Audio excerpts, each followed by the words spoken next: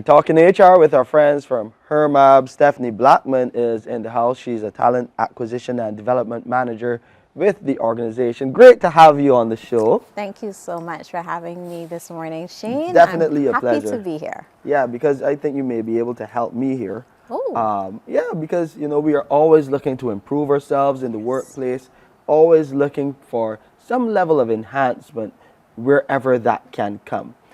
When you hear that soft skills can help to push you in that direction, yes. a lot of people may not understand exactly what soft skills are. Yes. So first, let's break that down. Let's What break are it these down. soft skills that, what are soft skills? So soft skills refer to your personal attributes or behavioral traits that you utilize in your working environment to help you to basically kind of get your job done. And examples of soft skills are communication skills, problem solving skills, leadership skills, time management skills, conflict resolution type skills. A juggernaut is emotional intelligence. That is a massive skill set when it comes to That soft is a skills. phrase that has become so popularized and really across the board. You hear these things on social media about emotional intelligence and how important that is in taking you to that next level. Yes. How do you improve emotional intelligence? How do you really take that, what you have, and then try to enhance it?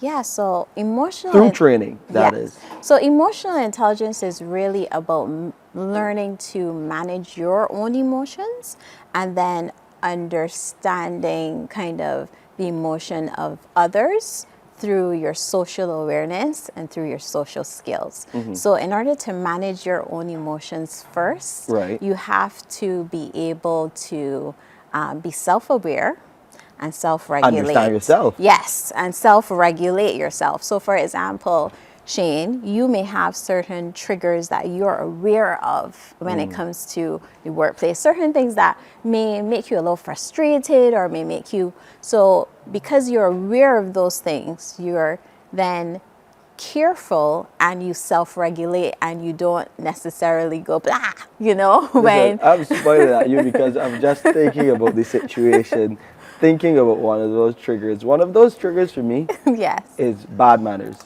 Same here. If I say good morning to you, Same here. and give you that greeting, and then you start off just going into the conversation about what you want, that's a trigger for me. I like say good morning again. Yes. Yeah. So I need to try to control that urge to say good morning in a more stern tone to let them know that really they don't have any manners. And can I just plug something here? People fail to understand. So maybe in that situation, they did tell you good morning, but how they told you good morning sometimes is also a trigger. So the whole... You want me to tell a story? No, not necessarily, but I'm saying sometimes you greeted me so warmly this morning. Right. Your words said, good morning, Stephanie. But your body language, your tone, everything else also said, good morning. And it made me feel welcomed. Right. But you could have equally said, good morning. And your tone, your body language could have been so different. You're saying the same words. Words only account for 7% of communication. What you're doing right now with your body language and how you're speaking to me, your tone, all those things, that accounts for everything else when it comes to communication. Okay. Words are only 7%.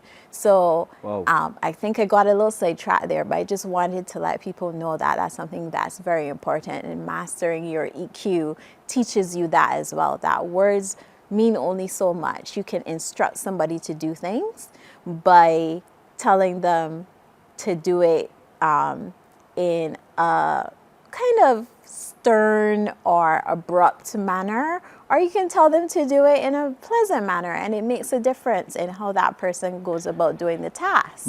So emotional intelligence from that perspective is extremely important.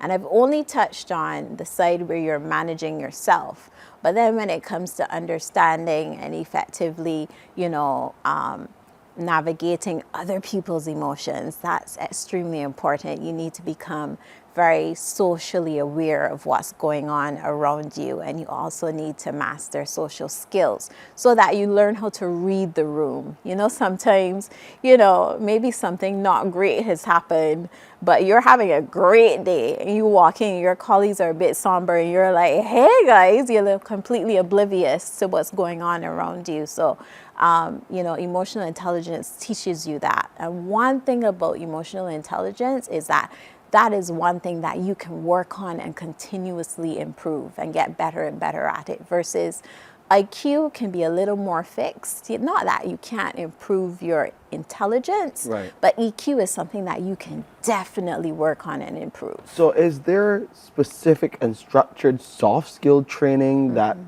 employers can engage in to help their employees basically improve their productivity? Because a lot of this speaks to that, improving your workflow, improving your efficiency in the workplace. Is there structured training that can guide employers and employees in that direction? Yeah, there are different options for training when it comes to soft skills. You can start really, I want to say small, but mentorship programs are not small. Mentorship programs are actually very impactful, but there may not be like a cost associated to it. So if you're a smaller business and you want to start this path, think about mentorship, because you may have somebody in the business who's an excellent leader, who's mastered how to lead their staff effectively and build trust, and the staff is constantly motivated by them, and there's psychological safety involved in that space. And you may have another leader who is brilliant at what they're doing, but they don't necessarily have that connection with their staff. So you could pair those two people together and have that person who's mastered that mentor that other individual. Another way you can approach it, there's e-learning platforms out there that offer specific soft skill training. LinkedIn Learning is a fantastic platform that offers you tons of soft skill training opportunities. And then because it's LinkedIn, once you've completed your e-learning training, you get a little badge that you can put on your LinkedIn profile so people can see that you're working on your self-development, which is fantastic. So what are some of those other key soft skills that we need to pay attention to? You mentioned emotional intelligence and awareness. Yes. What are some of those other critical ones that can really help you improve? So I think definitely learning how to problem solve is a very critical skill set. A lot of the times, if you haven't mastered that, you can get quite frustrated and you don't know how to move forward. I think another really impactful one is learning how to work with teams, teamwork. We've all been at university and been put in group projects and dealt with the drama and the stress and all of that.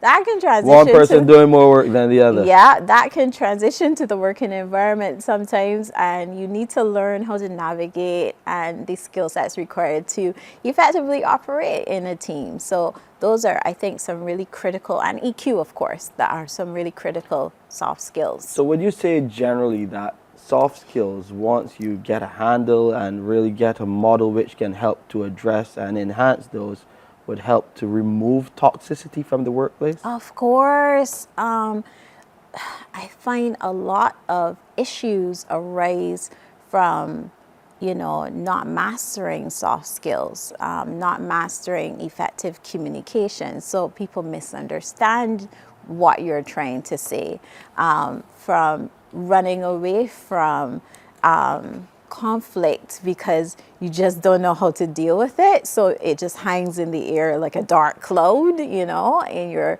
workspace, and that's not what you want. So it's really important that, you really spend the time to work on those type of things to become the best type of professional that you could possibly be. Technical competency is fantastic, needed. Job-specific knowledge is critical, but so are soft skills. IQ will get you hired. Emotional intelligence, things of that nature will get you promoted. Just want to say that. Stephanie Blackman, Talent Acquisition and Development Manager with HerMab. Thank you for these great nuggets of advice, and I really hope that you take it in and use it as a tool to help you go to that next level in your job, in whatever you do. For you entrepreneurs as well, you need those critical soft skills to help you navigate what could be a tough business climate. Morning, morning, morning. Good morning. Good morning to you.